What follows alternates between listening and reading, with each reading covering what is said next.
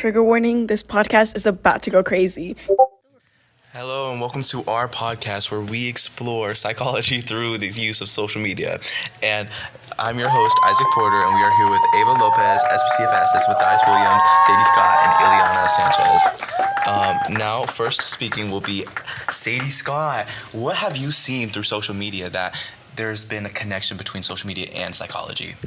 Well, and with my research, I looked at Biola University, specifically the Center for Marriage and Relationships, and an expert, yes, it was very interesting. She talked about how social media affects our relationships with people and how it's meant to bring us together. And that's what Facebook's motto is to give people the power to build community and bring the world closer. But it doesn't really do that because it plays on people's psychological weakness of needing others and their attention.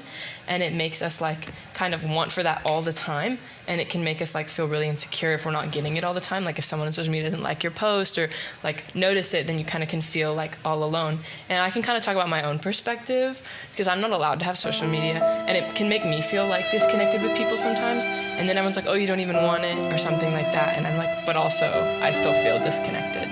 Yes, that's very strong. I can also add on to the to the idea that how you feel disconnected from it in a British it's called a phenomenon called FOMO, which is known as the fear of missing out, and it's linked to the idea that since everyone's on social media who aren't, you're in constant fear that you're missing out on jokes and viral videos, and this fear can be linked to anxiety and depression. Yes. And it also talked about how the reason we feel that is because the social media apps and businesses are specifically marketing to keep us on the app. They want us to be on it all the time. It's definitely purposeful that they're trying to exploit our use of time. Does anyone else have anything to add on that? I mean, kind of going off what you were saying earlier, I think there is a sense of belonging that comes with social media, and constantly posting and being on social media. From my perspective, I do see that where if I'm not getting as many likes as I see, it kind of puts me in a weird mood, in a weird headspace. And I think historically it has been seen that social media has had an overall effect in a person's psychology, and honestly a big part of that could be peer pressure into things. There's a lot of political activism going on through social media, and I think in an article that I read from Oxford University, it said that there was a lot of students feeling peer pressured and to picking a side when it became to political activism, and not knowing whether they fully believe it and support it, but that they should just support it because everyone else is supporting it. Yeah, I definitely agree with that. Especially during COVID, when everyone was at home, most people were online a lot, just on their phones, not really going outside and stuff. Yeah. And that caused, definitely it allowed for a lot of political turmoil and stuff on the internet, a lot of political outrage, because Black Lives Matter and stuff was during this time too. And I know you guys remember what TikTok was during that time, and Instagram and stuff, It made room for a lot of performative activism too. So some of the political involvement has been good, and some of it has been bad, but it depends.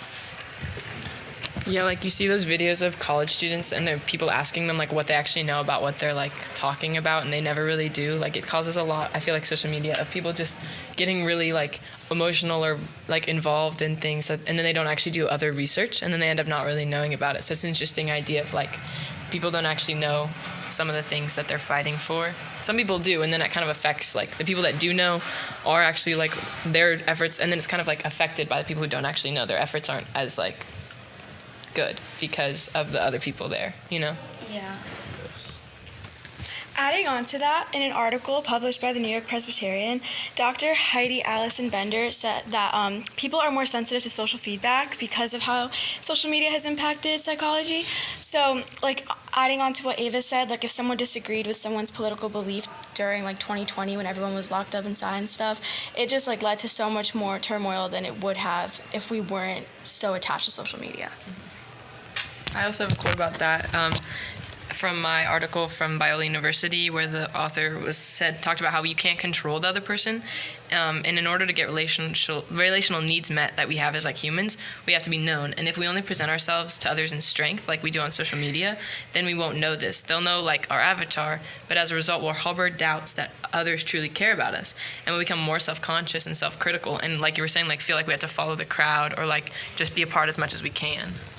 Yeah, and like going back to the political thing, a lot of like outrage that I've seen is caused by a lot of like misinformation on the internet. Like people will really like say anything like on Facebook or whatever, for example, and then people will just like hear one thing and then run with it and like act like it's fact, without really doing research, and also just not really knowing how to do research. Like in my research, I found that like Gen Z, like people our age, they prefer to find like information on important topics like on social media, like TikTok or Instagram and stuff, which really isn't good because of the amount of misinformation.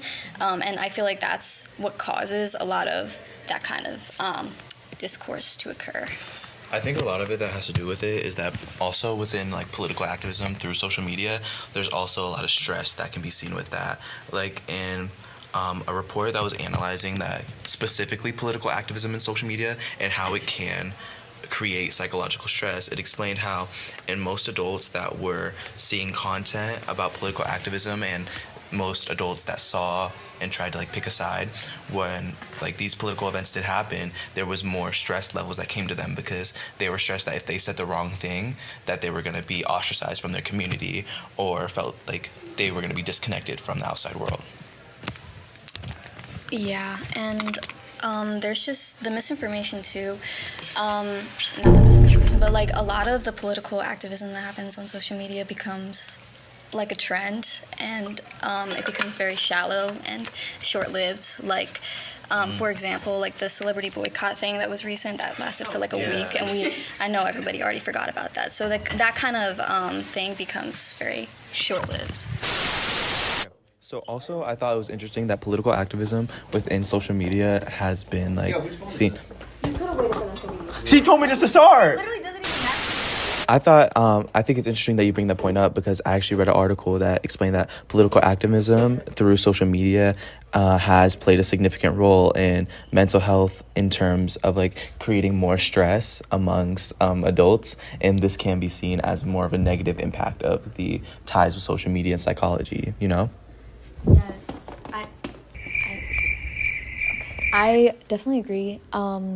Social media has definitely been known to have like a lot of psychological effects on the population, like mostly pretty bad. So, but there's also really good aspects of social media too, like such as the political stuff that we were talking about before, like, but also that has a bad side too, like the stuff with politics. It could be either, you know, uplifting and spreading information, or it can turn into like spreading like propaganda and stuff. So that's where it kind of goes south. Leading back to the idea of like how the psychological effects of social media, it is tied back to like a feel-good dopamine that is linked to the same pleasurable feelings that are felt during activities such as eating food and like having social interactions, because the social media is designed to be like pleasurable like that.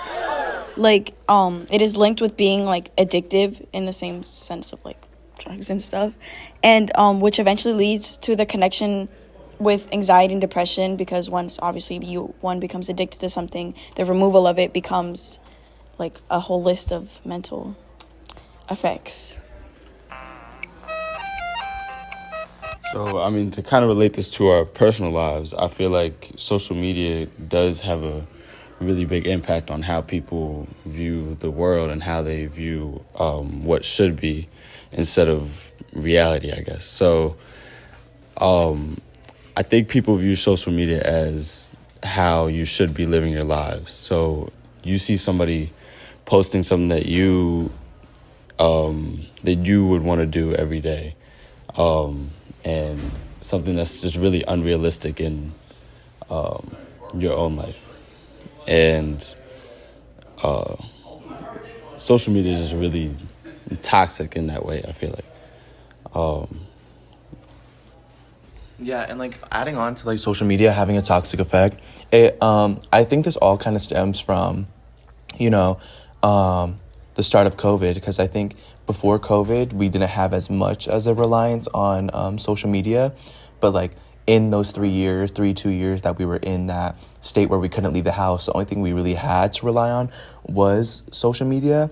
And actually, in an article I read, there was shown that there was actually too much dependence on social media while there was COVID and after COVID, and it has a long-term effect afterwards, because even now we're still too dependent on social media and having phones with us at all times. Yeah, I agree. I think definitely part of what caused the dependence on social media, especially in our generation, is a lack of like connection with other people. Like, there's been a lack of like third spaces where we can just go and hang out without it being like $1 million to like do anything. Like, take a look at the prices at McDonald's, okay? No one wants to go there anymore because it's too expensive. So that just kind of incentivizes people to just stay home and be on the internet, where these negative reliances become to be. Adding on to what Isaac said, Dr. Heidi Allison Bender, she's a neuropsychologist at the New York Presbyterian. So she actually said that like the kids who were learning how to read and stuff during COVID, they can't read. Like, they have delays in their language and their social skills.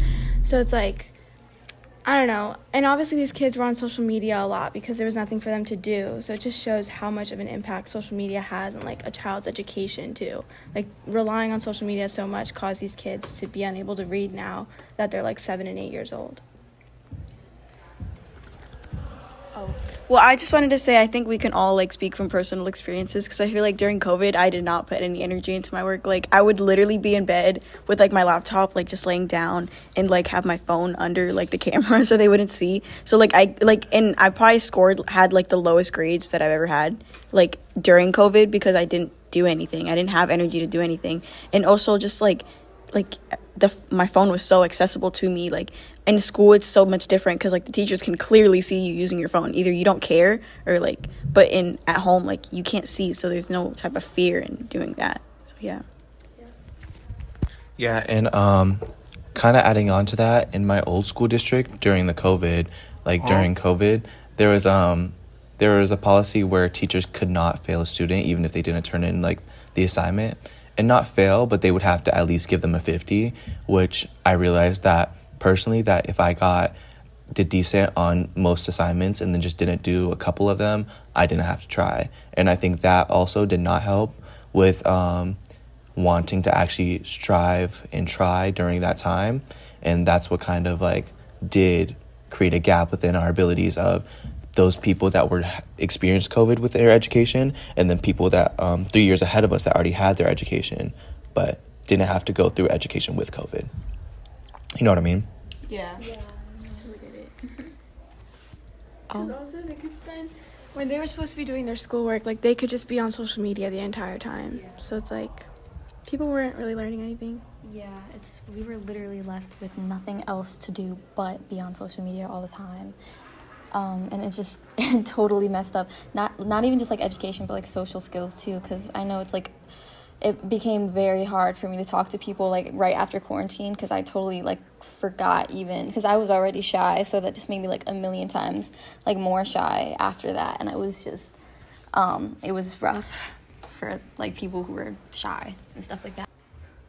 But anyways, to get back on track here, another thing with like the dependence on social media is a lot about how parasocial relationships form. Like, people who are on the internet all the time begin to like idolize like people who are internet famous, or people who are just famous in general, and this kind of obsession causes people to withdraw like from real life, which is obviously an issue. Like, that can cause a lot of problems in someone's life because they're not living it.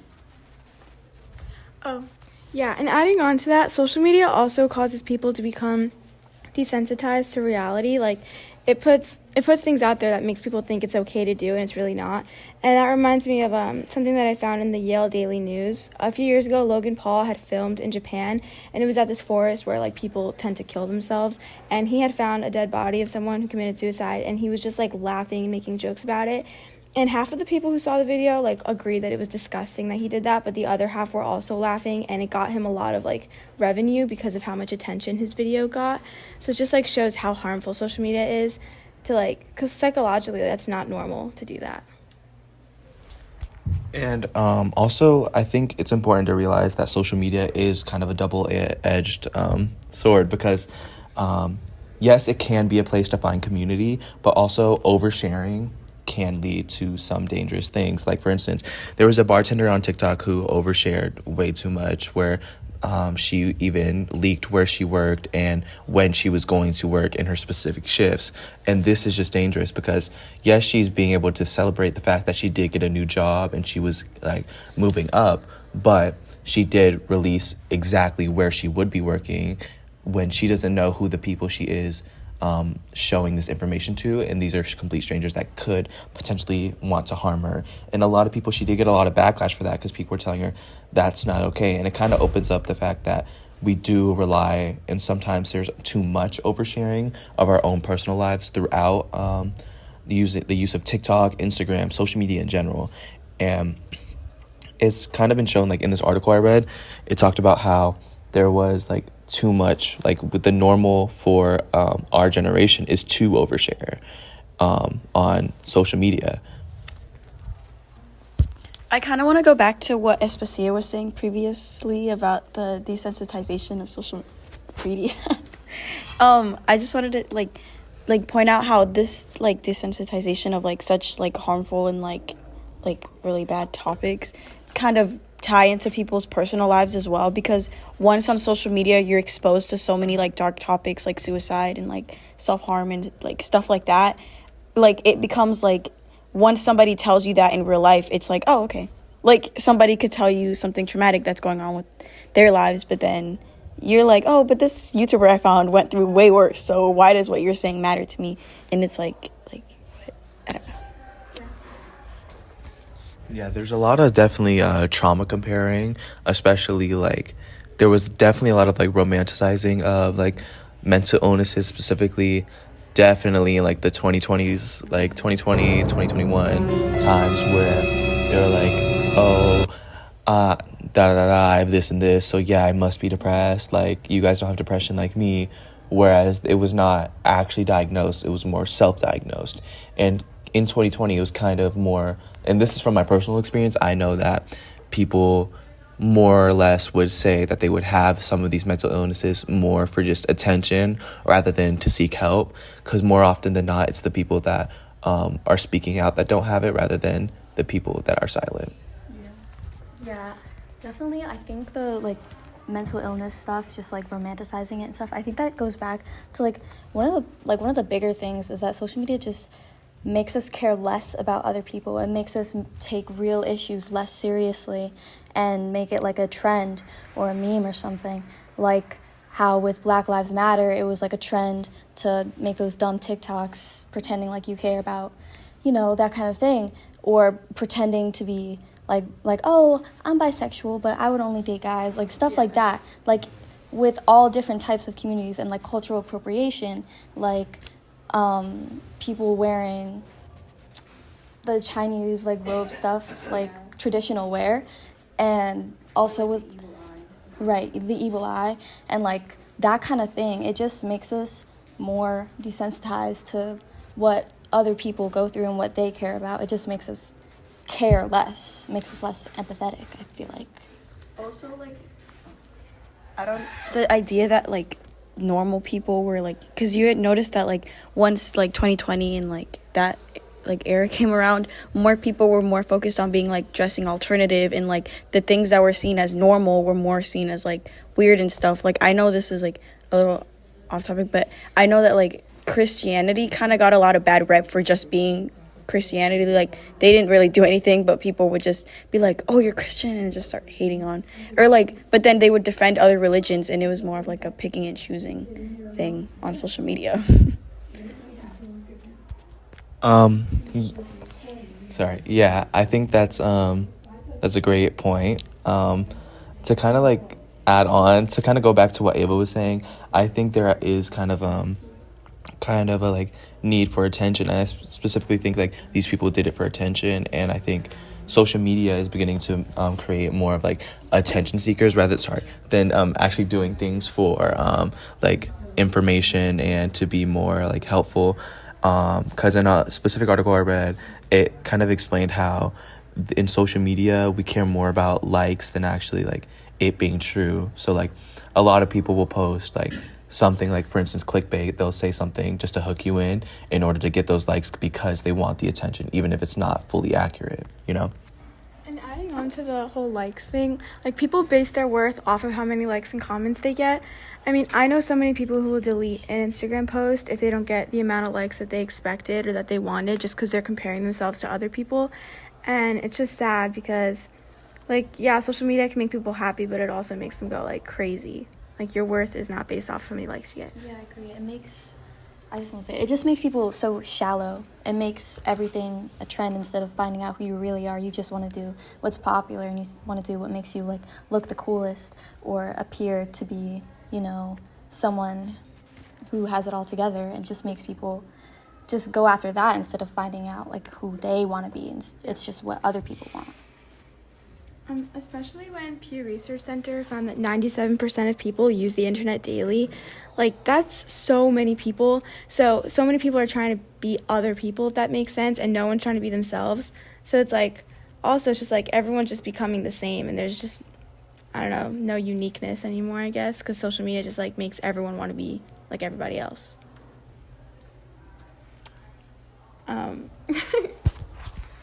And I think a theory that kind of follows this, kind of like our overall topic, is one from Erik Erikson, when he explains that like his theory was that there are 8 stages of psychological development, and that throughout the years, a person does reach these points where they meet the criteria or they don't meet the criteria and they fail. And I think a lot of this we could tie into students, or not students, but like children and adolescents in general. Throughout COVID, they may have failed these stages not because of their personality themselves, but rather due to the COVID and how that impacted them psychologically. But we can never know for sure how COVID has affected them psychologically and how they have failed these stages. Like for social awareness, for instance, because there's an over-reliance on being like oversharing and being on social media, there was like kind of a lack of communication and social awareness when we got back into school. And this could be because these people failed to reach this psychological development, or they failed to reach a psychological development because of the isolation we felt during COVID-19. So to change the topic up a little bit, the environmental aspect of social media is something that's overlooked when we're talking about social media. So a lot of third world countries, for example, according to the Journal of Communication, are underrepresented based on their ecological disasters, which serves to highlight a lot of the structural geocentrism in scientific and communication research.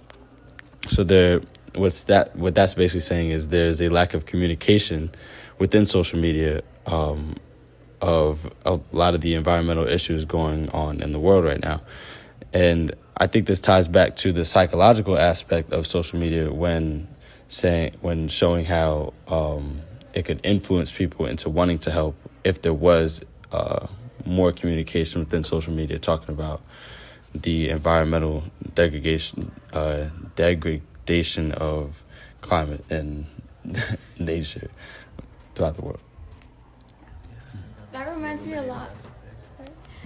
a lot about like right now what's happening with Palestine and Israel. Like seeing all the destruction on social media causes people to want to make a difference and help. And kind of the same thing with like Black Lives Matter during 2020. Like because people were posting everything that was happening, like at the rallies and the protests, it made other people want to help and try to make a difference.